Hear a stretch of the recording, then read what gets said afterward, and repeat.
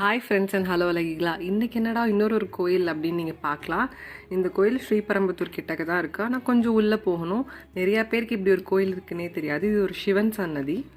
என்ன கோயில் அப்படின்னு வீடியோட லாஸ்ட்டில் சொல்கிறேன். அண்ட் அதோட லொக்கேஷனை நான் டிஸ்கிரிப்ஷனில் போடுறேன். வீக்கெண்ட் ஆகிடுச்சு, பையனை எங்கேயாவது ஒரு நல்ல இடத்துக்கு கூட்டிகிட்டு போகணும் அப்படின்னு அப்பா சொல்லி தான் இந்த இடத்துக்கு வந்திருந்தோம். அப்பாவுக்கு தான் இந்த இடம் தெரிஞ்சிருந்தது முதல்ல. கோயிலோட இடம் பார்த்திங்கன்னா ரொம்ப பெருசு. நிறையா சன்னதி இருந்தது. இப்போ விஷ்ணு சன்னதி இருந்தது, அதுக்கப்புறம் திருஞான சம்பந்தர், திருநாவுக்கரசு, மாணிக்க வாசகர் அப்படின்னுட்டு, அடுத்து நம்ம விநாயகர். உள்ளே இருக்க சன்னதி வந்துட்டு பழமையானது, ஆனால் கோயில் வந்து நல்லா விரிவாக்கம் பண்ணி நிறையா சன்னதி கட்டியிருந்தாங்க. அடுத்து விநாயகர் பக்கத்துலேயே கொஞ்சம் நடந்து போகிற தூரத்தில் முருகர் சன்னதி இருந்தது. வெளியில் ஒரு வேல், மயில் அண்ட் வள்ளி தெய்வானை தாயோட முருகர் காட்சி கொடுத்துருந்தார். எங்கள் கோயிலுக்கு அப்போ தான் போனோம். ஆனால் கொஞ்சம் நேரம் கழித்து திருப்புகள்லாம் பாடுறதுக்கு குருக்கள் வந்திருந்தாங்க. பார்க்கும்போதே தெரியும் உங்களுக்கு இடம் பெருசு அப்படின்னுட்டு. என் பையனுக்கும் ரொம்ப சந்தோஷமாயிடுச்சு. எந்த பக்கம்லாம் விளையாடுறதுன்னு தெரியாமல் எல்லா பக்கமும் ஓடிட்டே இருந்தார். அடுத்து போனால் ஐயப்பன் சாமியோட சன்னதி இருந்தது. பக்கத்துலேயே ஒரு பெரிய அருவா வச்சு கருப்பண்ண சாமி சன்னதியும் இருந்தது.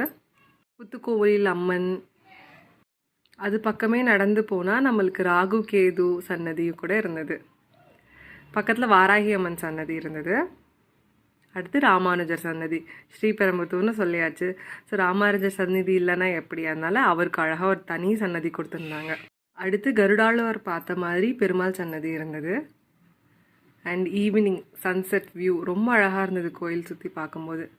அண்ட் எல்லா சன்னதியும் பார்த்தாச்சு. மூலவர் பார்த்துடலாம். சிவன் தான். சிவன் பார்த்துட்டு பக்கத்துலேயே காலபைரவர் இருந்தார், அவரையும் பார்த்துட்டு அப்படியே ஒரு ரவுண்ட் அடித்து வந்தோம் தான் நாங்கள் கோயிலையே. பையன் ஓரளவுக்கு கோயிலை சுற்றி டயர்டாகி உள்ளே சாமி பக்கமே போகணுன்னு ஆசைப்பட்டு அங்கே ஒரு பெரியவரும் அவனை வந்து சாமி கிட்டே கூட்டிகிட்டு வந்துட்டார். ரொம்ப சந்தோஷமாக இருந்தது. ரொம்ப இருட்டாக ஆரம்பிக்கிறதுக்கு முன்னாடி வீட்டுக்கு கிளம்பணும் அப்படின்னு சொல்லி நாங்கள் பையனை கூட்டிகிட்டு வந்துட்டோம். ஆனால் பையனுக்கு அந்த இடத்துலேருந்து வரத்துக்கு மனசே இல்லை. ரொம்ப அழுதுகிட்டே இருந்தான். திரும்பி அங்கேருந்து வர வேண்டாம், அங்கேயே இருக்கலாம் அப்படின்னு. ஆனால் இருட்டுறதுக்குள்ளே வீட்டுக்கு போயிடலாம் அப்படின்னு நாங்கள் கிளம்பிட்டோம். போகிற வழியெல்லாம் கொஞ்சம் பச்சை பசேர்னு தான் இருந்தது. அதுக்கப்புறம் நடுவில் வீடுகளும் இருந்தது. நிறையா நீங்கள் பார்க்கலாம், மாடுகளும் இருந்தது. ஸோ இந்த வழி என்னென்னா, நாங்கள் பார்த்த கோயில் வந்து பெண்ணலூர் அப்படின்ற இடம் போய் அப்படியே நம்ம வந்து மெயின் ரோடு கனெக்ட் ஆகும், Bangalore highway main road. And போகிற வழியில் தான் ராஜலக்ஷ்மி மெடிக்கல் காலேஜும் இருக்கும். ஸோ அங்கங்கே நீங்கள் அதோட பேனர்ஸும் பார்க்கலாம். நான் வழி தான் சொல்கிறேன். கடைசியாக இந்த கோயில் எங்கே இருக்குது அப்படின்னு நான் வந்து கமெண்ட் பாக்ஸில் போடுறேன். அதோட பையன் எங்கிட்ட கொஞ்சம் டயர்டாகி உட்காந்துருந்த போது அப்பா வந்து அவர் ஸ்கூல் டைமில் பறித்து ஒரு பழம் வந்து எடுத்துகிட்டு வந்து தந்திருந்தார்.